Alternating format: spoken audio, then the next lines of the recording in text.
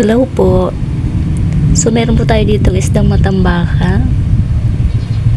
Piprituhin po muna natin ngayon. Mamaya po pagkaprito titingnan natin kung ano pang pwede nating gawin. Pag sinipag po tayo ay baka po pwede natin gawing sarsyado para po merong konting sarsa.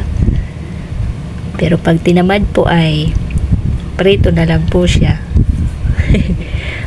Piprituhin po muna. So mainit na po yung ating mantika.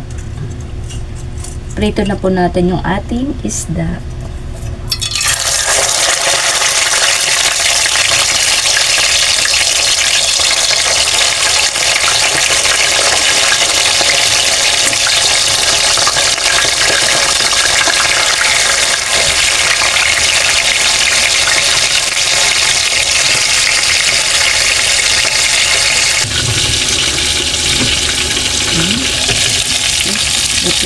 Baliktad na po natin.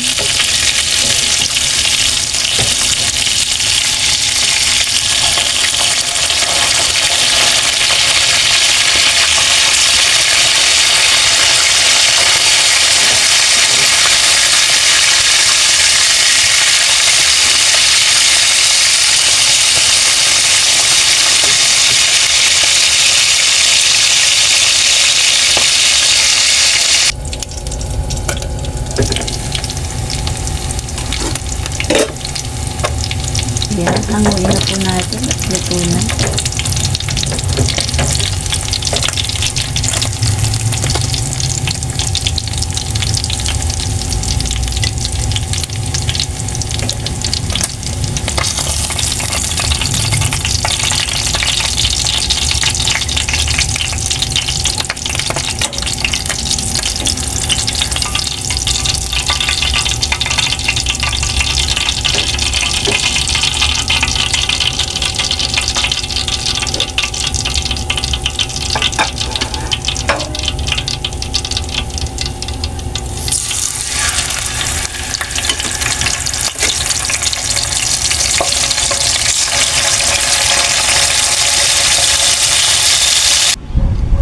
So, ayan, luto na po yung ating prito.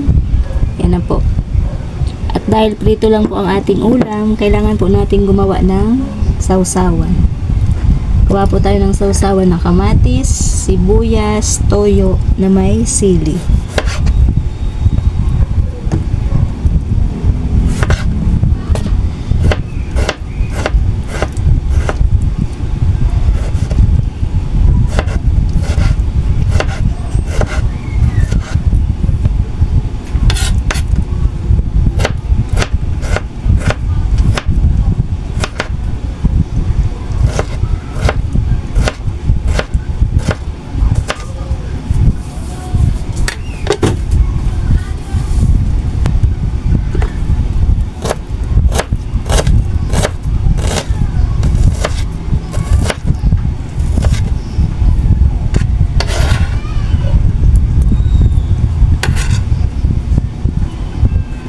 Isang sili lang po, mahina po tayo sa anghang, baka po umanghang ng sobra, kaya isang peraso lang.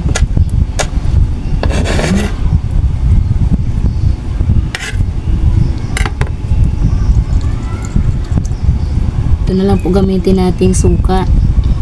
Imbis na kalamansi, suka na lang po nakababad sa silid pa rin. Yan. Yan po.